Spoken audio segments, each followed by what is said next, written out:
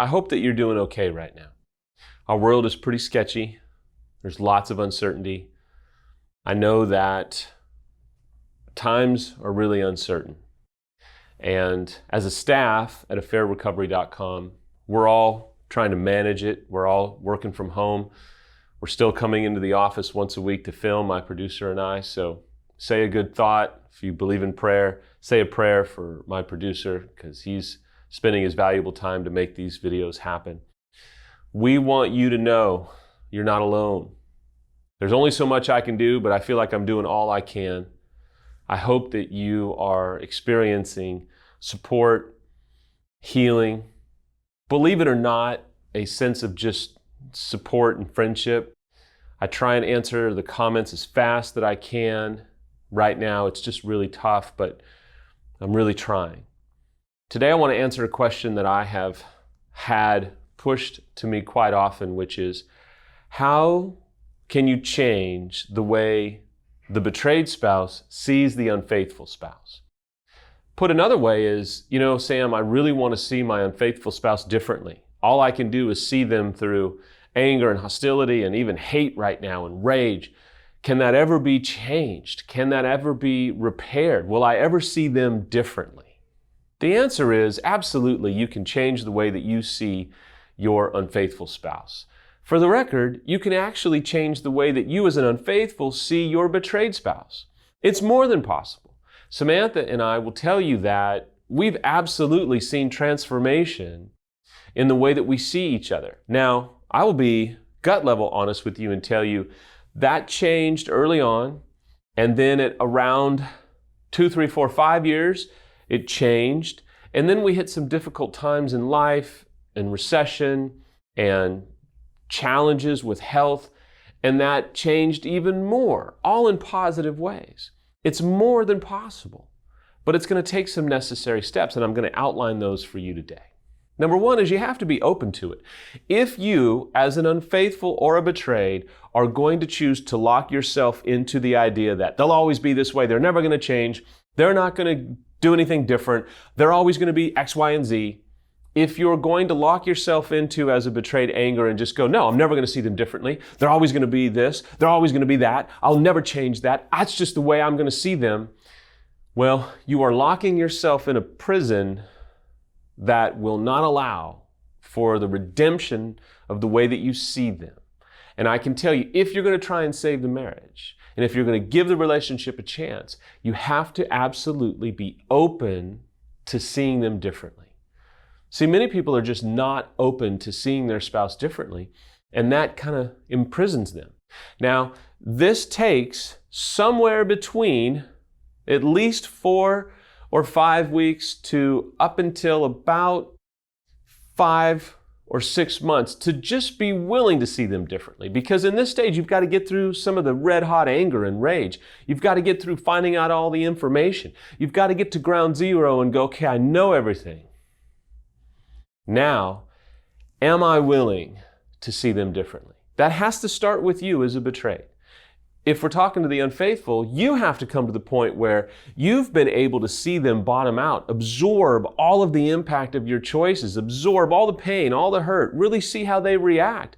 They'll surprise you at some level. They'll kind of confirm some things at some level, but there comes a point where you have to be willing to see them differently. Because if you're not, then you just won't. You'll stay imprisoned as well. Number 2, if you want to change the way the betrayed sees you, it comes down to pure, absolute action. One of the things that Samantha talks about is how early on I did feel sorry for myself, probably a good couple weeks, 3 weeks, but eventually I realized I had to take ownership of this. So for me, I sprung into action, okay? I found a guy that was a friend of a friend that I had known that he had somewhat of a story like mine. I blew his email up. He said he would meet with me. I immediately drove from California to Oklahoma to meet with him, to talk with him, and to try and get some form of help. I then went to another mentor type figure in Colorado within about a month of disclosure and tried to get some help from him. I mean, I knew that this was the moment for me to take action. And if we want to change the way the betrayed sees us as unfaithful, the best thing that we can do is do repair work. Not just going to work and working your job.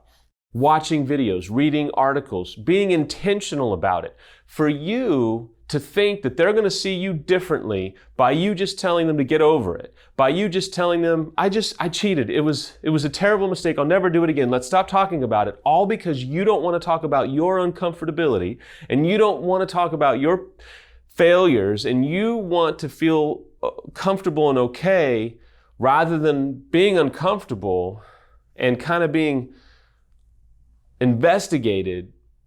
If you're not willing to do that, they're not going to change the way that they see you because you're going to stay locked in this filter of a liar, a cheater, a deceiver who gave their heart and their soul to someone else. It's about action. How dedicated are you? How committed are you? What are you doing? Are you taking courses? Are you looking at intensives? Right now, it's probably about online stuff because you can't really go anywhere right now. But how dedicated are you?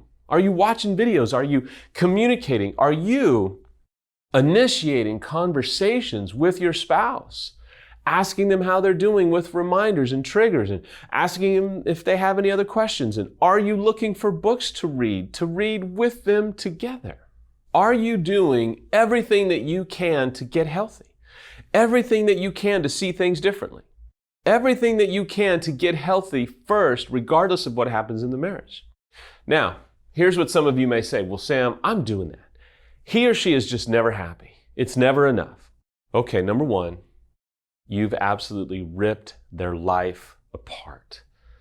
So to think that they're just going to snap out of it in a few months or even a year is unrealistic. As a review session, it typically takes 12 to 24 months for a betrayed spouse, depending upon the severity of the affair or affairs or addiction, to heal. If you're beyond 2 years, then my question is, well, how many D-days has there been? What type of help have you received? What's been the quality of your help? I'm going to tell you that I'm sorry, the onus is on you, not necessarily on them. Now, for a small faction, there may be some betrayed spouses who just want to bully you and shame you, not do any work, not get help, not take action of their own, refuse to get help, refuse to get treatment, maybe refuse to get on meds. If they're refusing, then there comes a point where you have to ask yourself, how long am I willing to live like this? Because there's probably a fuse and you may be hitting the end of it, or you may still have some life left in that fuse. But for those that are refusing to get help and refusing to get healthy as betrayeds, you have to come to the point where you say, look, I don't know how long I can do this, but that doesn't prohibit me from getting healthy myself. Because if you are going to divorce, you want to be a healthy spouse if you choose to get married again. You want to be a healthy spouse for your family if you have kids. You want to be a healthy spouse for you. Even though you've made these terrible mistakes, it's incumbent upon you to be a healthy individual. Number 3, I've kind of talked about it already, but patience. If you're going to be impatient with your betrayed spouse, you are not going to change the way they see you. When you say, Sam, how long is patient? Man, I don't know. But I can tell you, if you're not patient, they're going to know it, they're going to feel it, and you're not changing the lens by which they see you. And so if you can't be patient, something's going to probably come awry within your relationship. I was patient because other people helped me understand the need to be patient. Other people helped me understand the impact of my choices.